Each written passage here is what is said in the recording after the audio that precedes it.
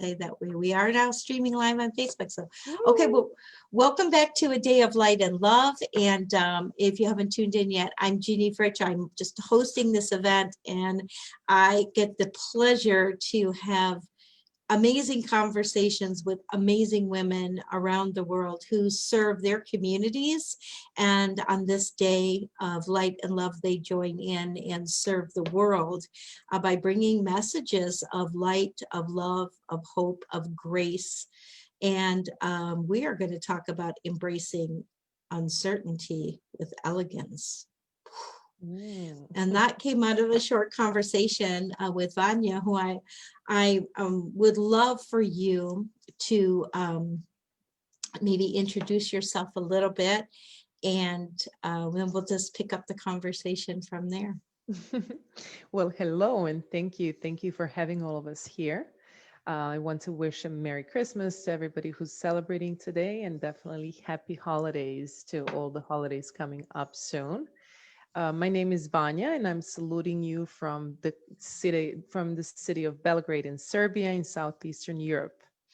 I definitely bring in the theme of how to embrace uncertainty with elegance.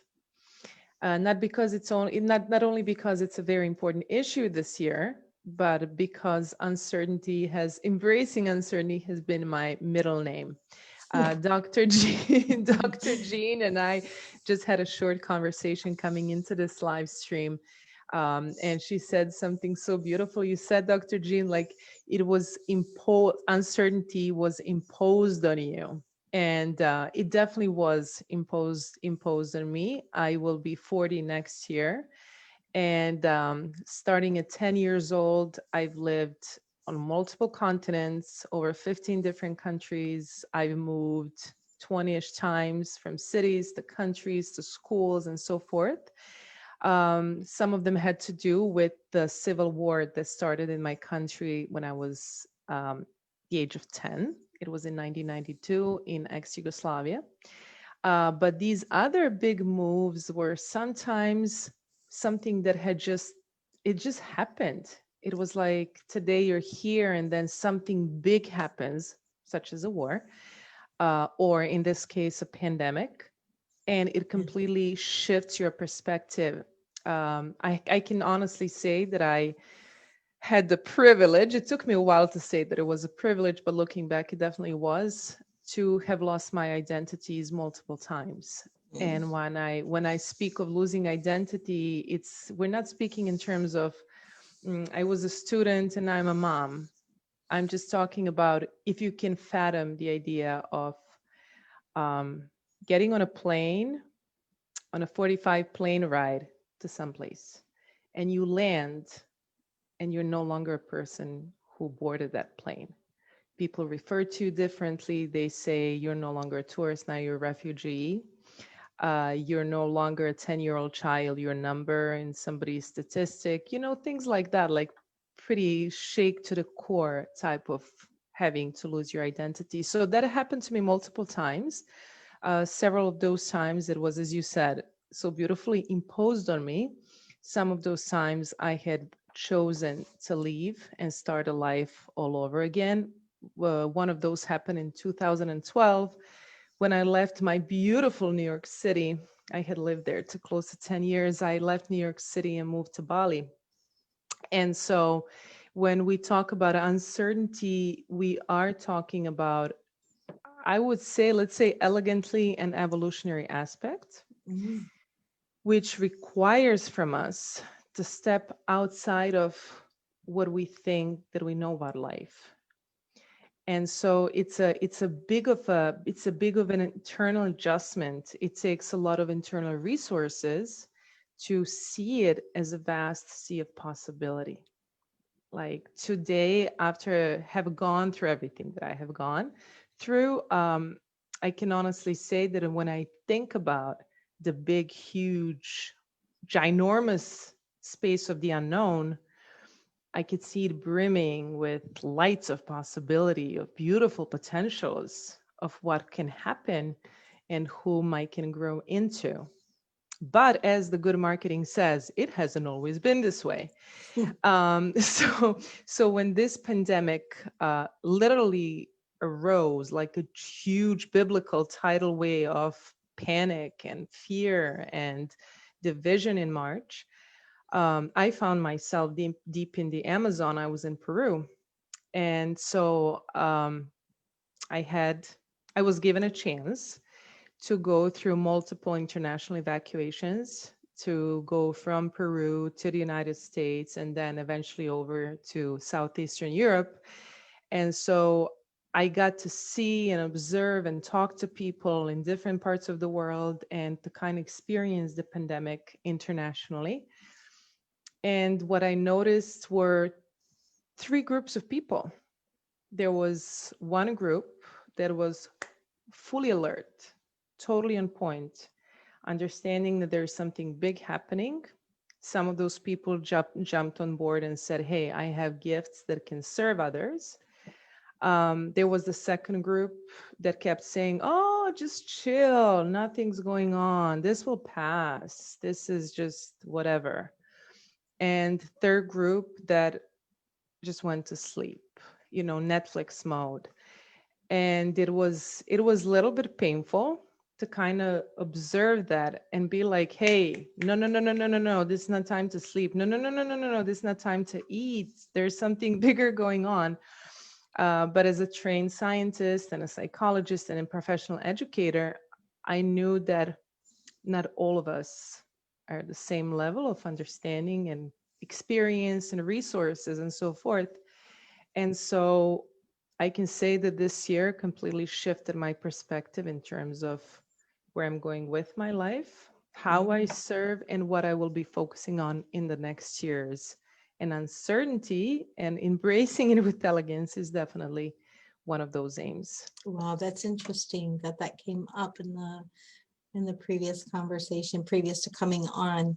But I was, and that was witness, I guess witness is the best way to say it. I wasn't intimately involved, but I was witness to you not being able, you not being able to get home.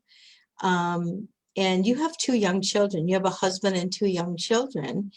And that was, I would think as a mother, how do I say this? You were talked about shedding identities in that. And I think that I know I carry multiple identities that are under this umbrella known as Jeanne Fritch. But they are different identities. And being a mother there's something very foundational for me.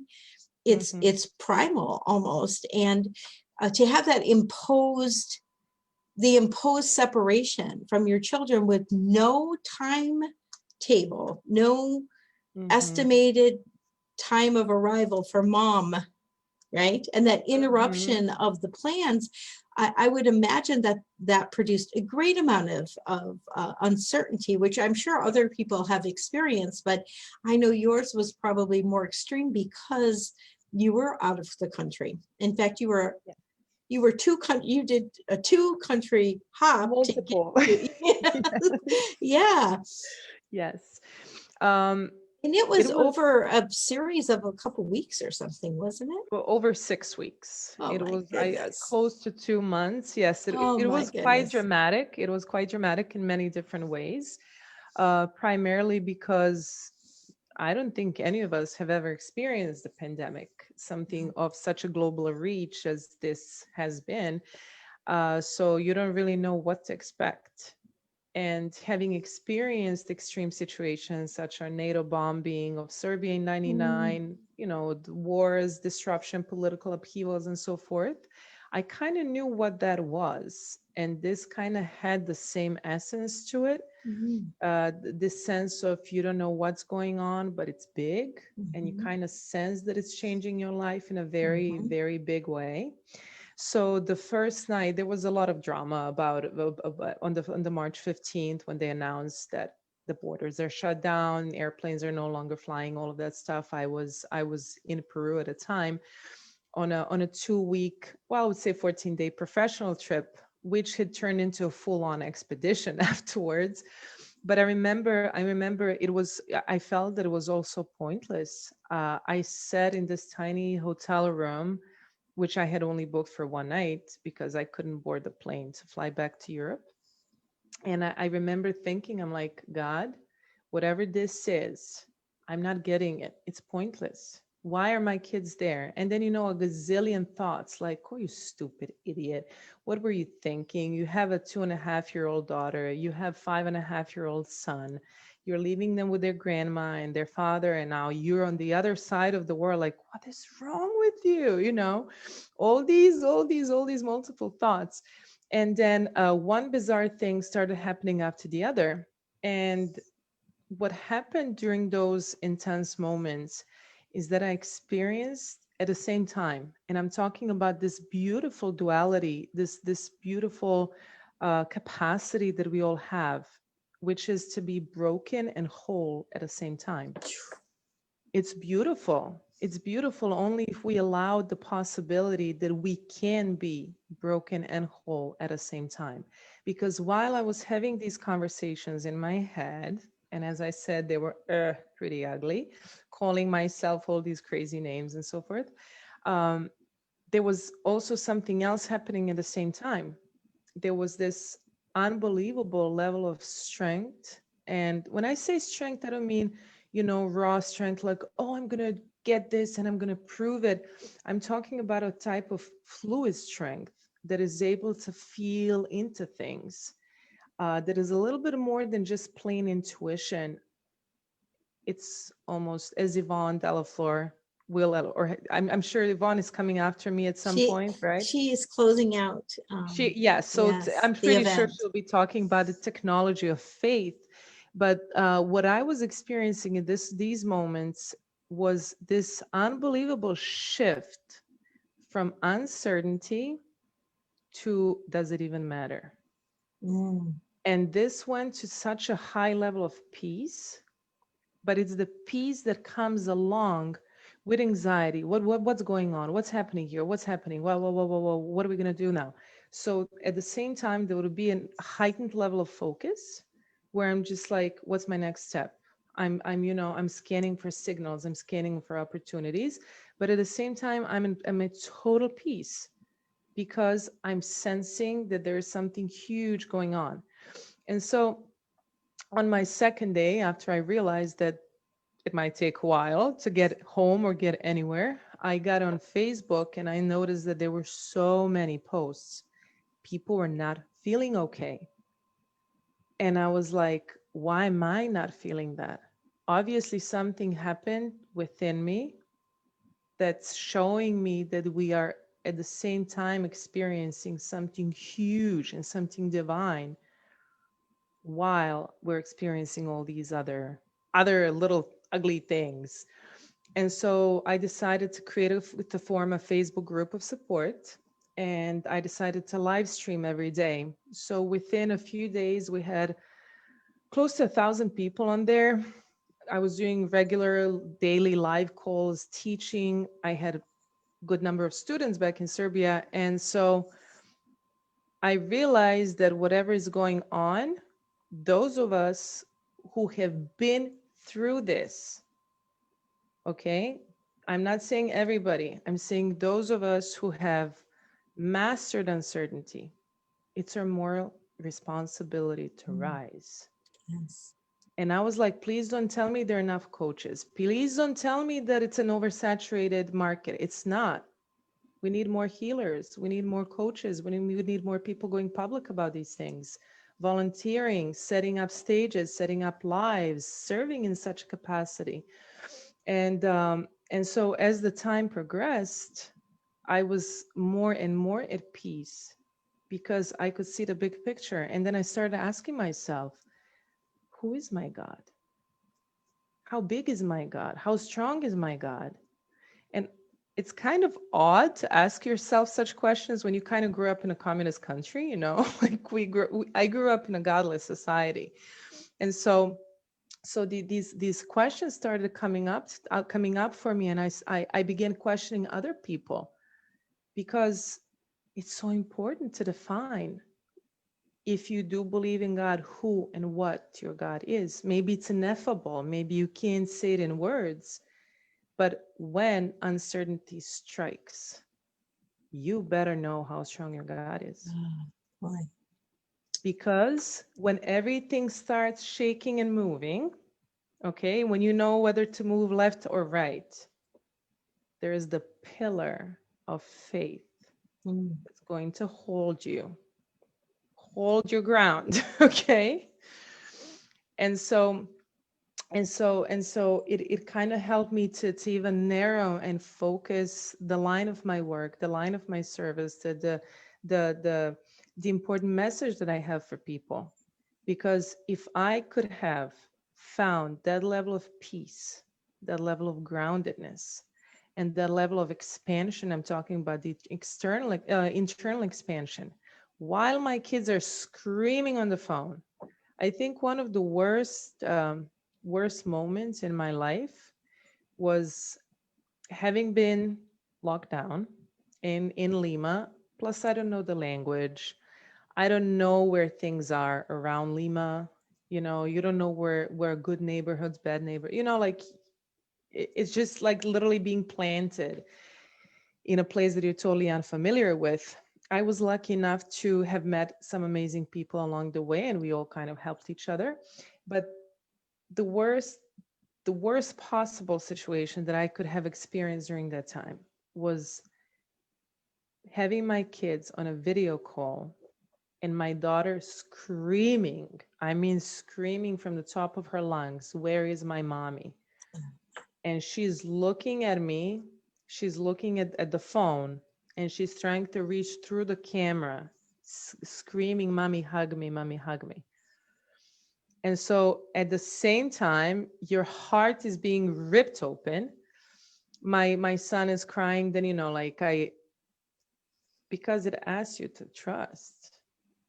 I had to trust that my husband is a father who's good enough to love his kids and to support them through that whole stage, and to trust that this huge love and this huge level of faith that I was experiencing, this amazing force that was there to support me, was also supporting them through the process, and that they were with their wonderful grandmother and with their wonderful father, and it was time to bond in such a way. um, and so there were so Yeah. many, there were so many polarities going on, so many mixed feelings, so many uncertainties about how things are going to happen. And the steps that I had taken to get from Lima to the United States, to where my family lives, my parents and my sister, was also a game of uncertainty.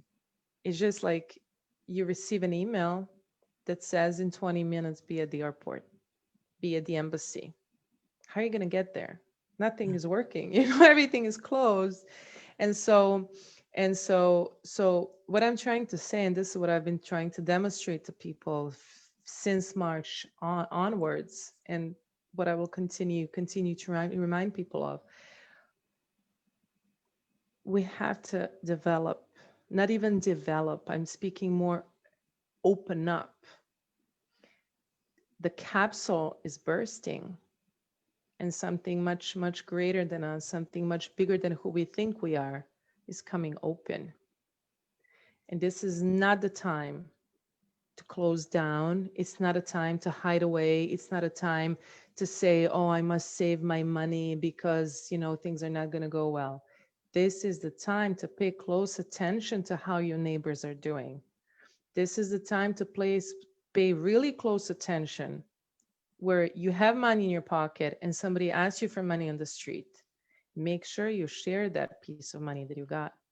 This is the time where we have to use the slightest opportunities to be of service to others, to purchase things that we may not need. But if we see somebody who's trying to save their business, I'm talking about, we don't have to go through epic steps that I went through, in March. I'm sure I wasn't the only one going through that, but there is this level of humaneness that consumerism kind of shut down during past years. I don't know if you agree with me, what your experience Absolutely. has And been. I totally, I totally see it. Totally.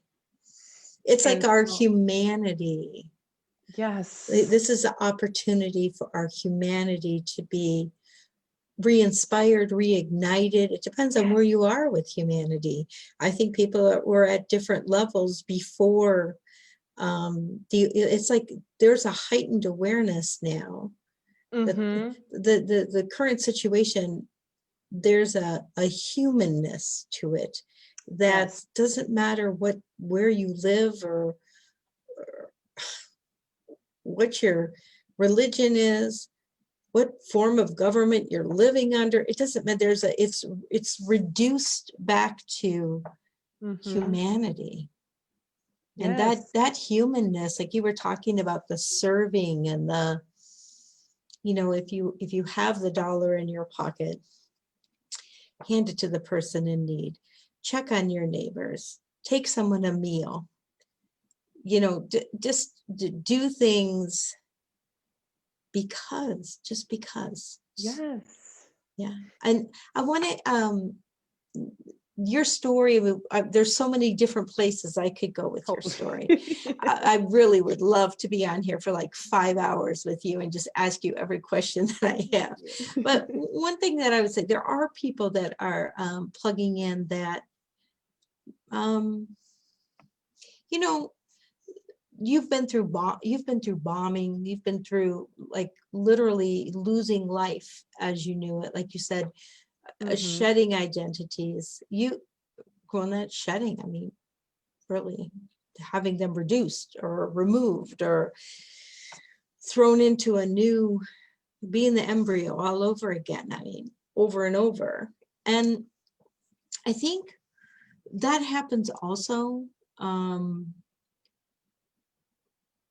the death of someone, the death of a spouse, the death Mm-hmm. of someone close to you, the death of a marriage, Mm-hmm. in that results in divorce.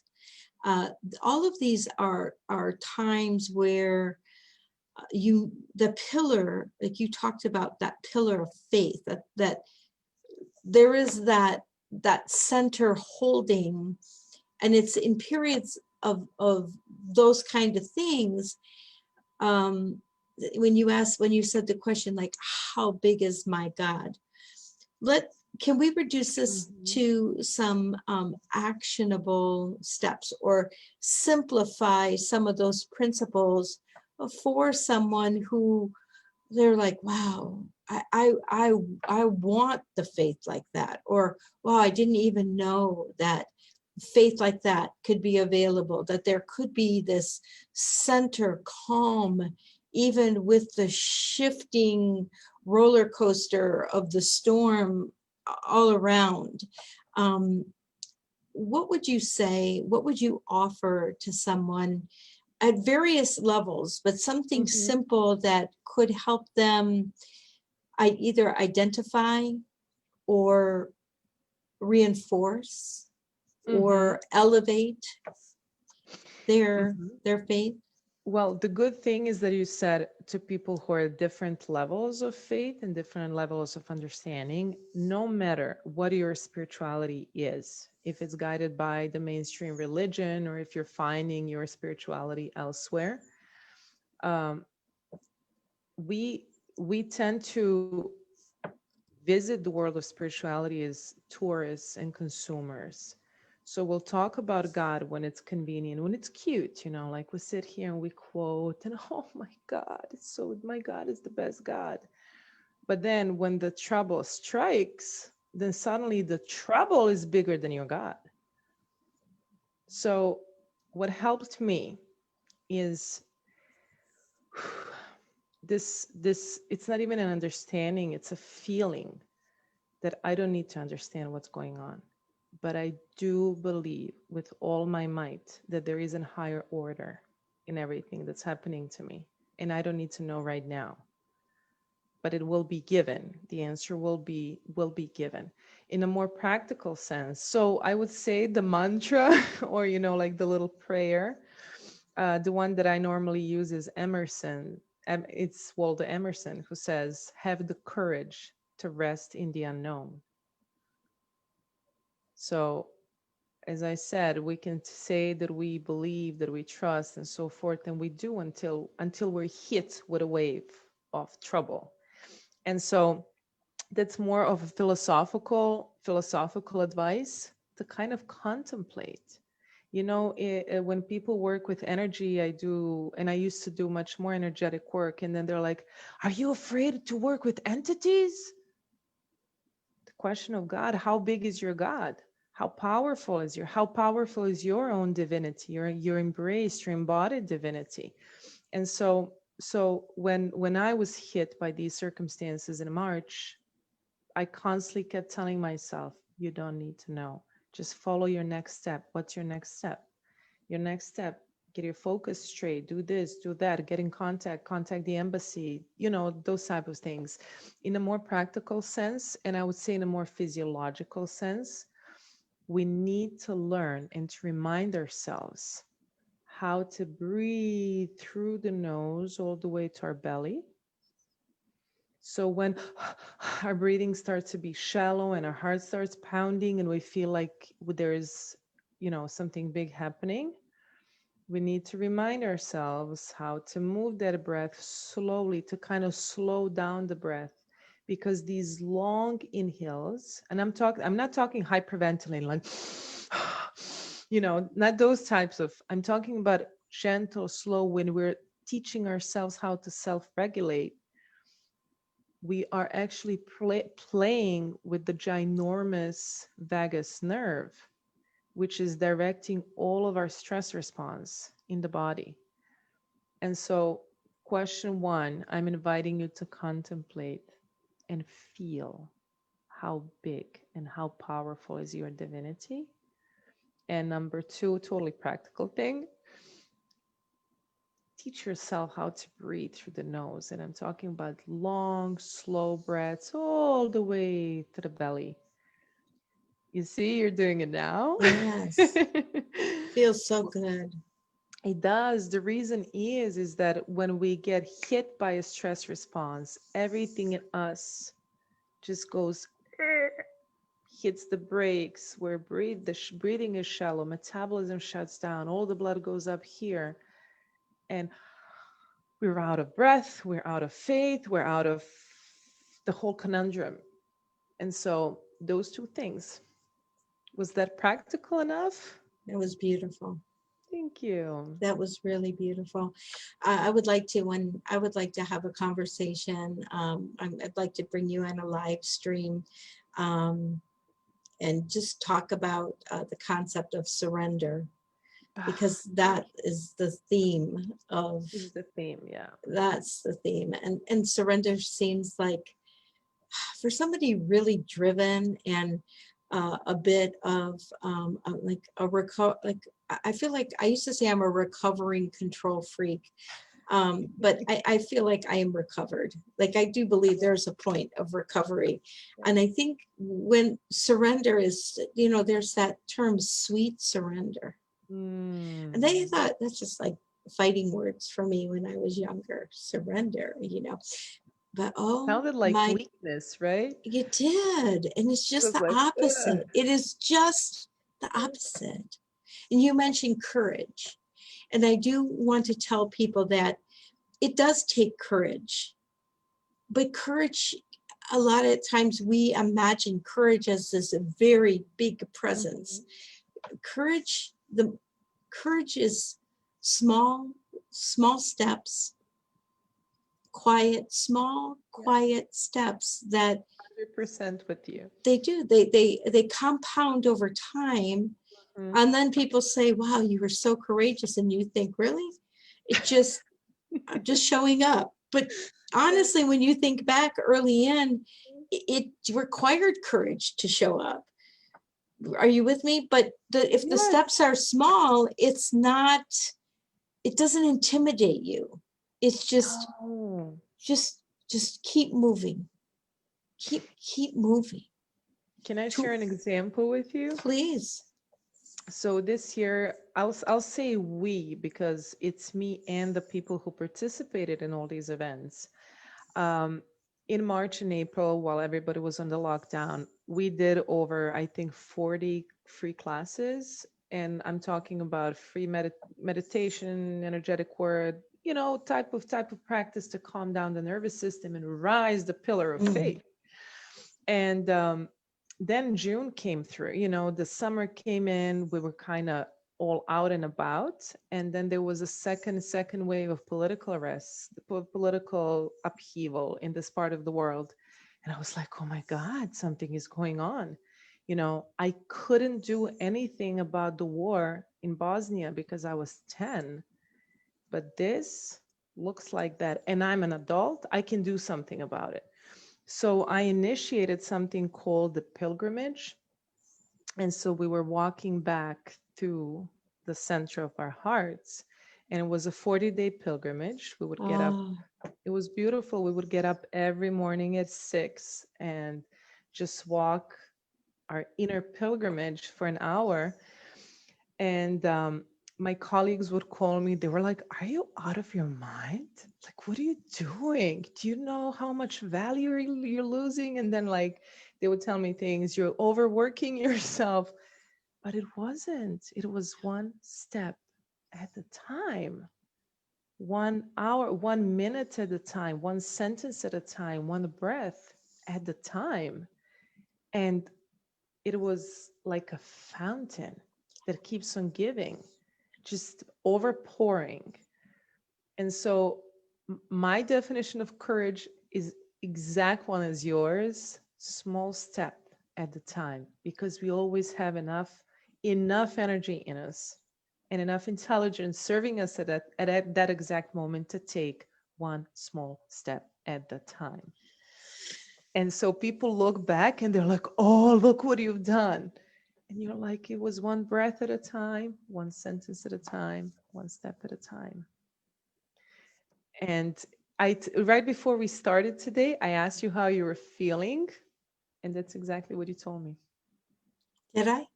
You did. You said, I know I'm prepared for it. I know what's ahead of me. So I'm just kind of taking it one interview at a time. Wow. Beautiful landing. That was a Where beautiful we landing. started. Oh my goodness. Thank you so much, Vanya. Thank you. You're an amazing soul, and I'm very, very fortunate to know you. And I Thank you. just I feel the appreciate you same. so much. So I feel the same. Thank you. thank you for this conversation. And I know many will benefit from hearing this message. So thank you so much. We're Thank you gonna for say the opportunity. we're gonna say goodbye for now, and we'll see everybody at the next segment. Thank you, Vanya. Ćao, pozdrav svima. Doviđenja.